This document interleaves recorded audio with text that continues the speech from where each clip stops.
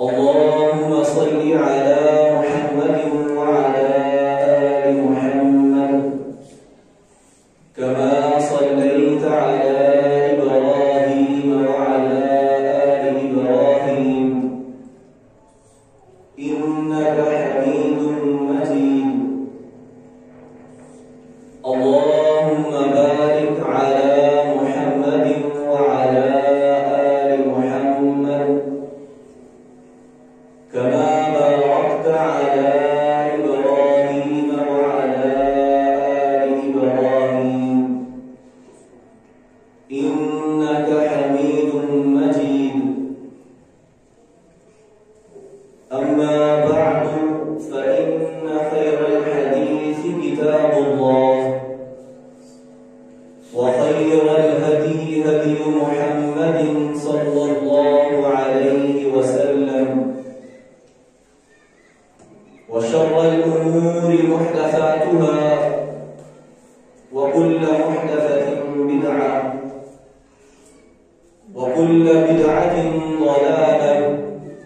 وكل ضلالة في النار. فأعوذ بالله السميع العليم من الشيطان الرجيم من همزه ونفخه ونفثه. بسم الله الرحمن الرحيم. يا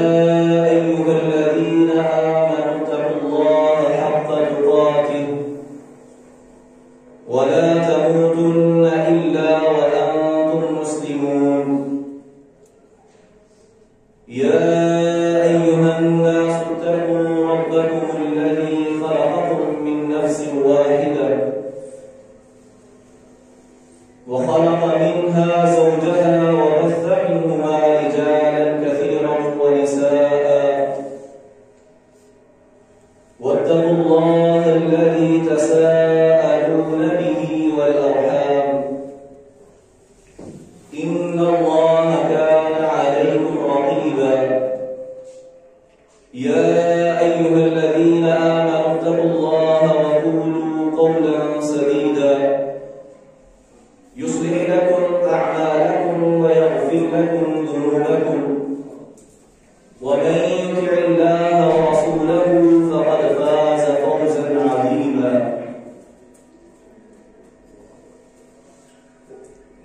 ہر قسم کی حمد و ثنا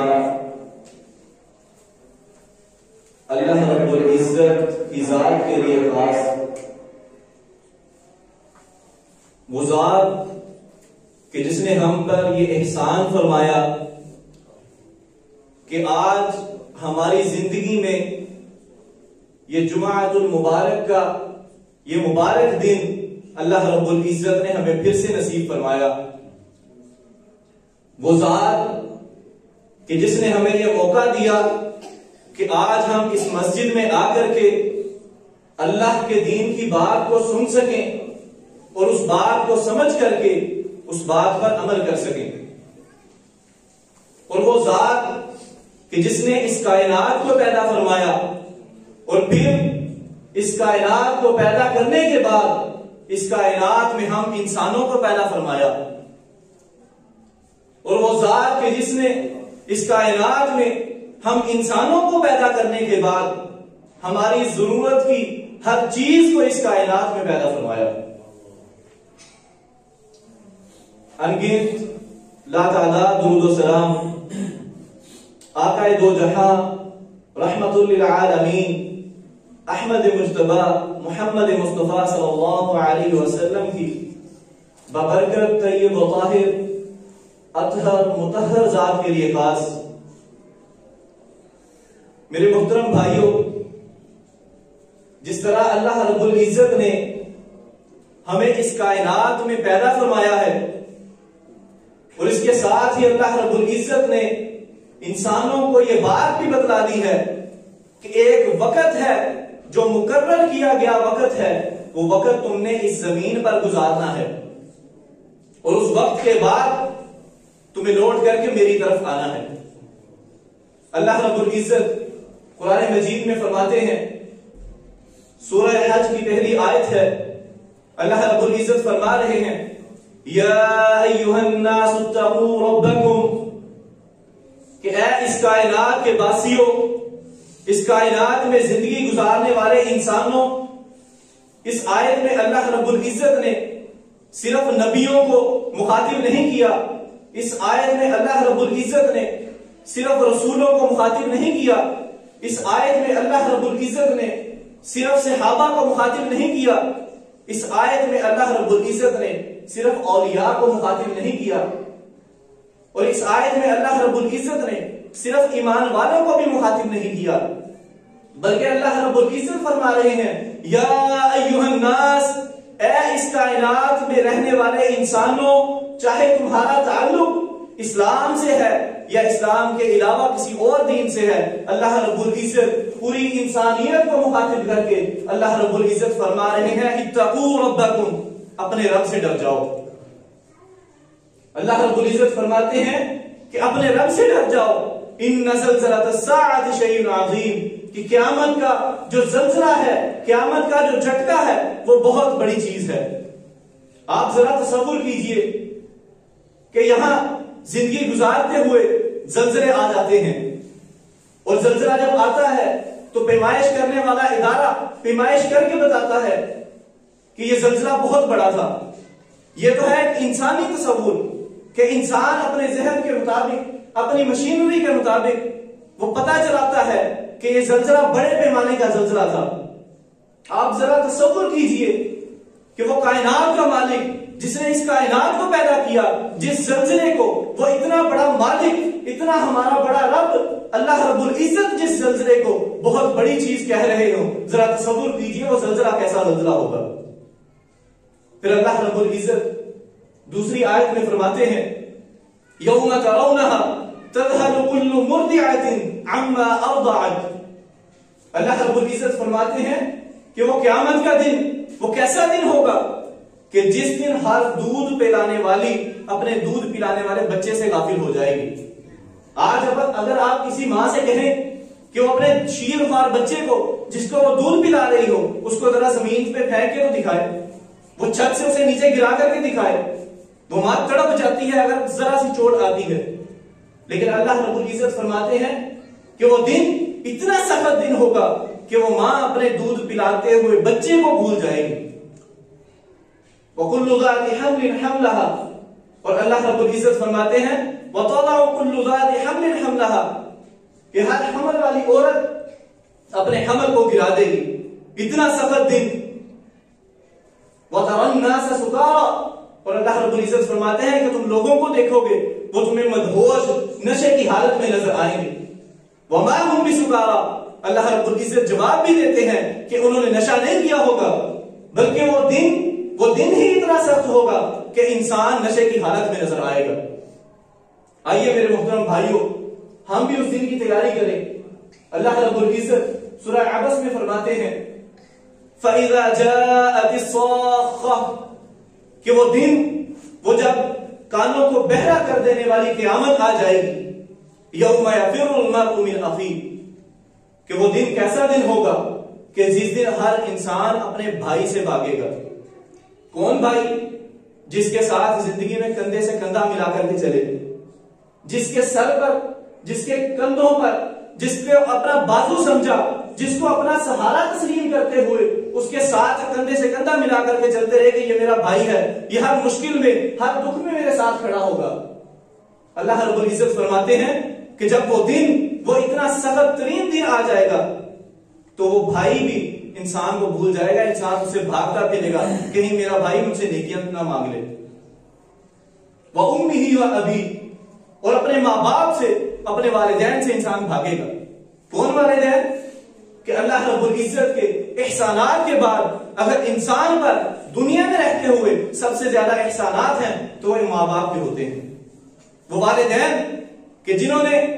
اپنی زندگی کو محنت مشقت میں ڈالا، اپنی چمڑی ادڑوائی، گرمی میں سردی میں نہ دھوپ کا خیال کیا، نہ چھاؤں کا خیال کیا، نہ بارش کا خیال کیا، نہ سردی کا خیال کیا، نہ گرمی کا خیال کیا، اپنی اولاد کو پالا۔ اللہ رب العزت فرماتے ہیں کہ اس دن وہی اولاد اپنے ماں باپ سے بھاگتی پھرے گی کہ کہیں میری ماں مجھ سے نیکیاں نہ مانگ لے، کہیں میری ماں مجھ سے نیکیوں کا مطالبہ نہ کر لے، کہیں میرا باپ مجھ سے نیکیاں نہ مانگ لے۔ وصاحبتہ وبنی، اور انسان اپنی بیوی سے بھی دور بھاگے گا۔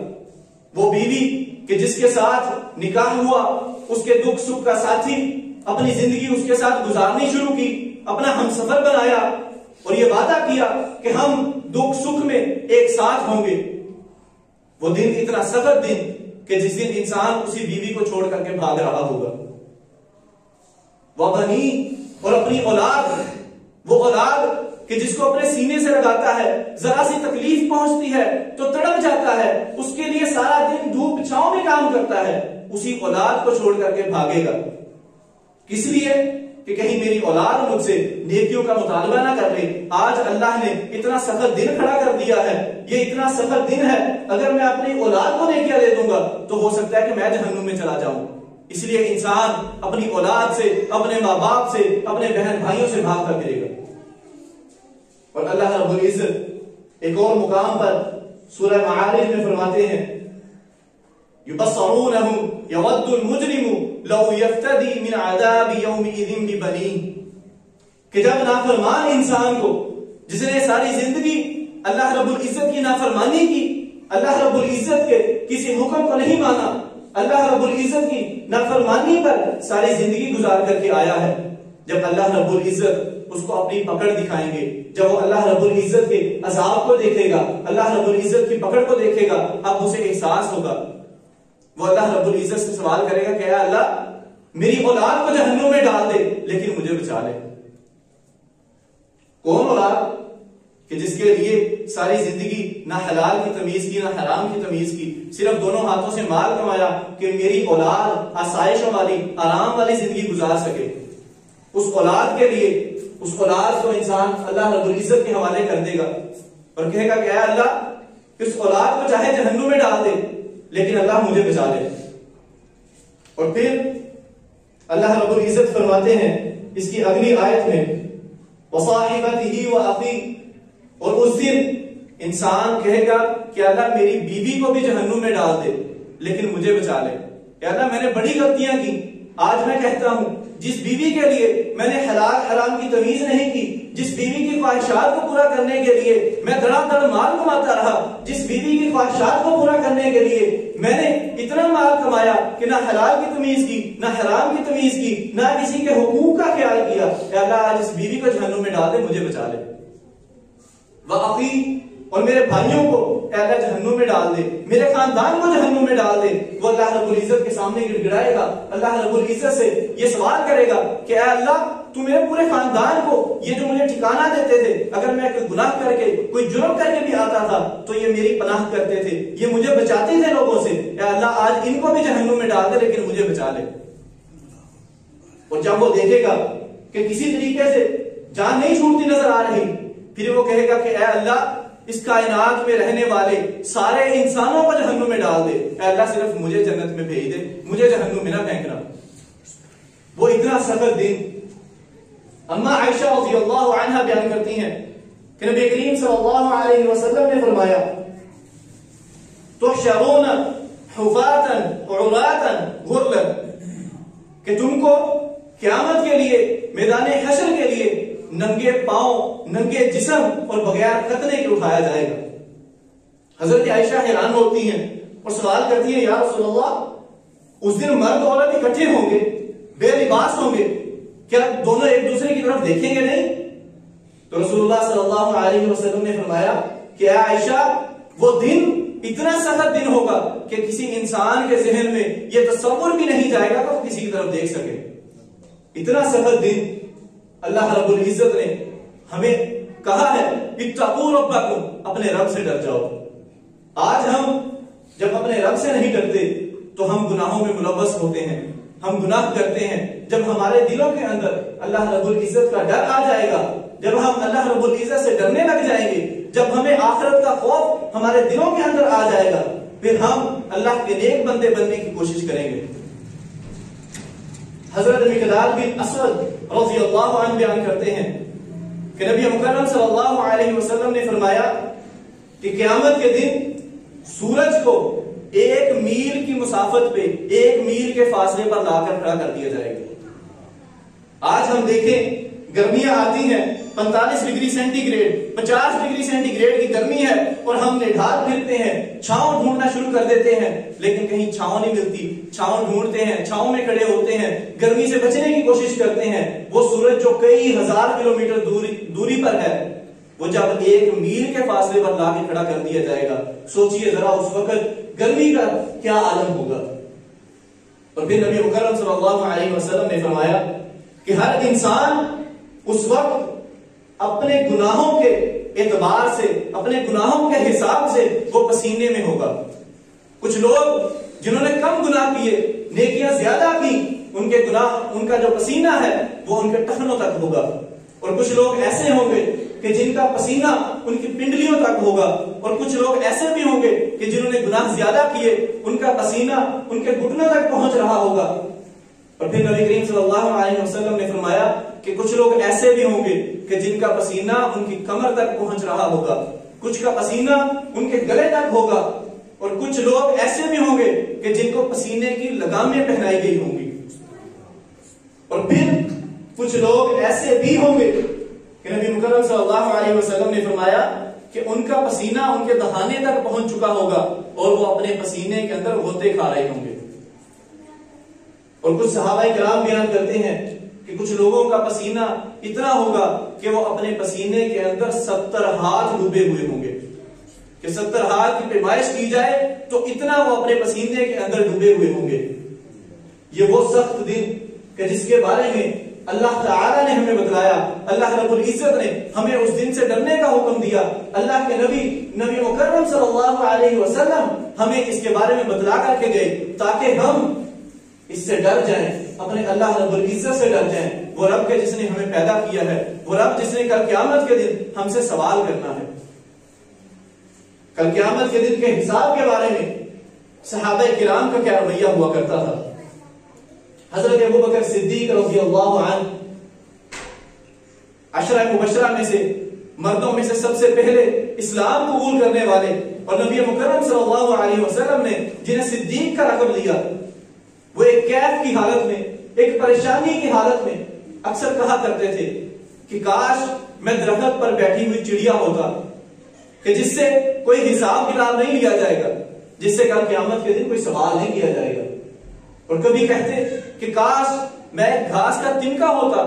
کہ جس کو کچھ دیر بڑا ہونے کے بعد کاٹ دیا جاتا ہے، جس کو جلا دیا جاتا ہے یا وہ خود جل جاتا ہے، لیکن اس سے اللہ رب العزت کوئی سوال نہیں کریں گے۔ اور حضرت عمر فاروق رضی اللہ عنہ خلیفہ دوم امیر المؤمنین، خنجر پیوست ہے، لہو نکل رہا ہے، جسم سے خون بہ رہا ہے، بے چینی کی حالت میں ہے۔ حضرت عبداللہ بن عمر رضی اللہ عنہ جو ان کے رخت جگر ہیں، ان کا سر مبارک اٹھاتے ہیں، سر اٹھا کر کے اپنی گود میں رکھ لیتے ہیں۔ حضرت عمر فرماتے ہیں کہ اے میرے بیٹے، میرے سر کو زمین پہ لٹا دے، میرا سر واپس زمین پہ رکھ دے۔ حضرت عبداللہ بن عمر رضی اللہ عنہ طرف جاتے ہیں اور کہتے ہیں کہ اے بابا جان، آپ کو کیا ہو گیا؟ آپ تو عشرہ مبشرہ میں سے ہیں، آپ تو وہ ہیں کہ جن کو اللہ رب العزت نے نبی مکرم صلی اللہ علیہ وسلم کی مبارک زبان سے اللہ رب العزت نے اس دنیا کی زندگی میں رہتے ہوئے اللہ رب العزت نے جنت کی بشارت دی ہے۔ آپ تو وہ ہیں، آپ کیوں پریشان ہیں؟ حضرت عمر رضی اللہ عنہ بیان کرتے ہیں کہ اے میرے بیٹے، کل قیامت کے دن اگر اللہ رب العزت کے سامنے میں برابر سرابر میں بھی چھوٹ گیا تو میں اپنے آپ کو کامیاب تصور کروں گا۔ آج ہم دیکھیں ہماری حالت کیا ہے۔ آج ہم اللہ رب العزت کا دی ہوئی سانس لے کر کے، اللہ رب العزت کا دیا ہوا رزق کھا کر کے ہم اللہ رب العزت کے خلاف کھڑے ہو جاتے ہیں، ہم اللہ رب العزت کی نافرمانی کرتے ہیں اور ہمیں اللہ رب العزت کا خوف تک نہیں آتا۔ نبی مکرم صلی اللہ علیہ وسلم نے فرمایا لا تزول قدم ابن آدم حتی یسأل عن خمس، کہ قیامت کے دن کوئی بھی شخص، کوئی بنی آدم، حضرت آدم کی اولاد میں سے کوئی انسان اس وقت تک اپنے قدم کو ہلا نہیں سکے گا، اپنے قدم کو حرکت تک نہیں دے سکے گا جب تک اس سے 5 چیزوں کا سوال نہ کر لیا جائے اور وہ ان 5 چیزوں کا جواب نہ دے دے۔ پہلا سوال عن عمرہ فیما افنا، اللہ رب العزت پوچھیں گے کہ میں نے تجھے 40 برس 50 برس 60 برس 70 برس زندگی دی تھی، بتا اس زندگی میں کیا کر کے آیا ہے؟ جو میں نے زندگی دی، تمہیں ایک موقع دیا تھا کہ دنیا میں جا کر کے میری عبادت کر، بتا وہ جو عمر کا جو حصہ میں نے تمہیں دیا تھا وہ کہاں گزارا ہے؟ کیا وہ میری عبادت کی، میرے اور میرے بھیجے ہوئے رسولوں کی بات کو مانا، ان پر عمل کیا، ان کی اطاعت کی، یا ہلڑ بازیوں میں پارٹیوں میں آوارہ گردیوں میں گزار کر کے آ گئے ہو؟ اللہ رب العزت نے کل قیامت کے دن اس زندگی کے بارے میں سوال کرنا ہے۔ اور دوسرا سوال اللہ رب العزت کریں گے وعن شبابہ فیما ابلا، کہ جو جوانی دی تھی، ایک تو ساری عمر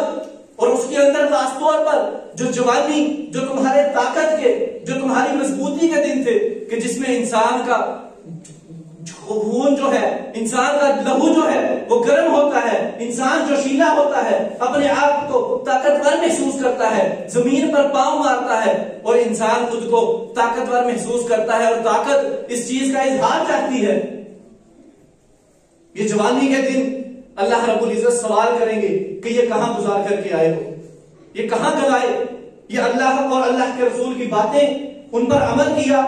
اللہ اور اللہ کے رسول کی اطاعت کی، یا پارٹیوں میں، ہلڑ بازیوں میں، آوارہ گردیوں میں، ویڈیو گیموں میں، یا دنیا کی فضول مشغولیات میں گزار کر کے آ گئے ہو؟ اور اس کے بعد تیسرا سوال اللہ رب العزت کریں گے کہ میں نے تمہیں زندگی دی تھی، تمہیں جوانی بھی دی تھی، تمہیں طاقت بھی دی تھی، تم نے زندگی میں رہتے ہوئے مال کمایا اپنی زندگی کی ضروریات کو پورا کرنے کے لیے، بتاؤ وہ مال کس طریقے سے کمایا؟ کیا جو مال کمایا تھا وہ حلال طریقے سے تھا یا حرام طریقے سے؟ کیا زندگی میں رہتے ہوئے کسی کا حق تو نہیں مارا، کسی کے پلاٹ پر قبضہ کر لیا، کسی کے پیسے لے کر کے اسے واپس نہیں دیے، یا کسی سے پیسے چھین لیے، ڈاکہ زنی کی، چوری ڈکیتی کر کے پیسے کمائے، یا ایک حلال طریقے سے مال کو کمایا؟ اللہ رب العزت نے اس مال کے بارے میں بھی سوال کرنا ہے۔ اور چوتھا سوال کہ جو زندگی میں رہتے ہوئے مال کمایا تھا وہ کمانے کے بعد خرچ کہاں کیا؟ کیا وہ پارٹیوں میں، ہلڑ بازیوں میں، فضول خرچیوں میں، اپنی زندگی کی نفسانی خواہشات کو پورا کرنے کے لیے صرف اس پر پیسہ خرچ کر دیا، یا اللہ رب العزت کے راستے میں بھی خرچ کیا، کسی مسجد کو، کسی مدرسے کو، کسی غریب انسان کو، اللہ کی مخلوق پر بھی خرچ کیا، یا صرف پارٹیوں میں اور فضول اپنی نفسانی خواہشات کو پورا کرنے کے لیے مال کو خرچ کر کے آ گئے ہو؟ اور پانچواں سوال اللہ رب العزت کریں گے کہ جو دنیا میں رہتے ہوئے تم نے علم سیکھا تھا اس علم پر عمل کتنا کیا؟ کیا جو اللہ رب العزت نے تمہیں علم دیا تھا، اس دنیا میں رہتے ہوئے تم نے علم حاصل کیا تھا، اس علم پر عمل کتنا کیا؟ آج ہم دیکھیں ہر شخص کو علم ہے کہ اپنی اولاد کی تربیت جو ہے وہ نیک طریقے سے کرنی ہے۔ آج ہر کوئی اپنے گریبان میں جھانکے، کیا میں نے اپنی اولاد کی تربیت ٹھیک کی ہے؟ کہ میں نے اپنی اولاد کی تربیت دین پر کی ہے؟ حضرت عمر رضی اللہ عنہ امیر المؤمنین تشریف فرما ہے، ایک شخص آ جاتا ہے اور آ کر کے کہتا ہے کہ امیر المؤمنین میرا بیٹا میری بات نہیں مانتا، میرا بیٹا میرا نافرمان ہے، آپ اس کو بلائیں، اس سے پوچھیں کہ وہ کیوں میری بات نہیں مانتا۔ امیر المؤمنین نے حکم دیا، اس کے بیٹے کو لایا گیا۔ امیر المؤمنین حضرت عمر اس سے سوال کرتے ہیں کہ تم اپنے باپ کی نافرمانی کیوں کرتے ہو؟ تو وہ بیٹا آگے سے جواب دیتا ہے کیا امیر المؤمنین، کیا آپ میرے باپ سے پوچھئے کیا اس نے میرے حق ادا کیے؟ میرا حق یہ تھا کہ مجھے ایک نیک ماں دی جاتی جو میری اچھی پرورش کرتی۔ کیا میرے باپ نے میرے لیے نیک ماں کا انتخاب کیا؟ میرے باپ نے ایک ناچنے والی سے شادی کی، جب میری ماں ناچنے والی تو اس نے میری تربیت دین پہ نہیں کی۔ کیا میرے باپ نے مجھے قرآن کی تعلیم دلوائی؟ جب میرے باپ نے مجھے قرآن کی تعلیم نہیں دلوائی جو اللہ رب العزت نے اس کے ذمے میرے حق رکھے تھے، اس نے میرے حق پورے نہیں کیے، تو آج یہ کیوں گلا کرتا ہے کہ میں اس کی بات نہیں مانتا؟ آئیے میرے محترم بھائیوں،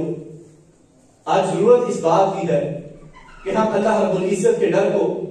ہم آخرت کے ڈر کو اور قیامت کے ڈر کو، وہ اتنا سخت دن کہ جس کے بارے میں اللہ رب العزت نے بھی ہم کو ڈرایا. نبی مکرم صلی اللہ علیہ وسلم ورحمت للعالمین جو تمام جہانوں کے لیے رحمت بن کر کے آئے، وہ بھی ہمیں اس چیز سے ڈرا رہے ہیں کہ ڈر جاؤ اللہ رب العزت کے عذاب سے، اللہ رب العزت کی پکڑ سے. آئیے ہم اپنی بیوی بچوں کو بھی وقت دیتے ہیں، ہم اپنے دوستوں کو بھی وقت دیتے ہیں، ہم اپنے خاندان کو بھی وقت دیتے ہیں. آئیے آج کچھ وقت اپنے لیے مختص کرتے ہیں. ہر انسان رات کو سونے سے پہلے صرف 2 منٹ 3 منٹ 5 منٹ اپنے آپ کو دے اور اکیلا بیٹھ کر کے ذرا یہ سوچے کہ آج جو میں نے سارا دن گزارا ہے، کیا میں نے اس میں اللہ اور اللہ کے رسول کی کسی بات پر عمل کیا؟ کیا میں نے جو دن گزارا ہے وہ اللہ اور اللہ کے رسول کے بتائے ہوئے طریقوں پر تھا،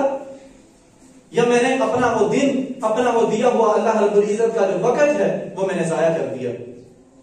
جب ہمارے اندر یہ احساس پیدا ہو جائے گا، جب ہم خود اپنا تزکیہ کرنا شروع کر دیں گے.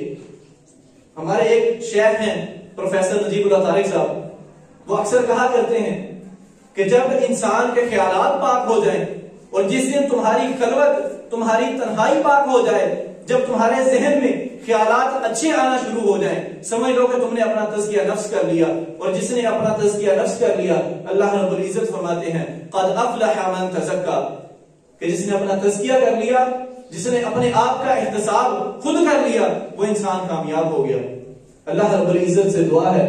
کہ جو کچھ کہا سب سے پہلے کہنے والے کو پھر سننے والوں کو اللہ رب العزت عمل کرنے کی توفیق عطا فرمائے. اقول قولی ھذا استغفر اللہ لی ولکم ولسائر المسلمین وما علی الا البلاغ. بہترین صدقہ جاریہ حاصل کرنے کے لیے اس ویڈیو کو لائک، کمنٹ اور شیئر کرنا مت بھولیں.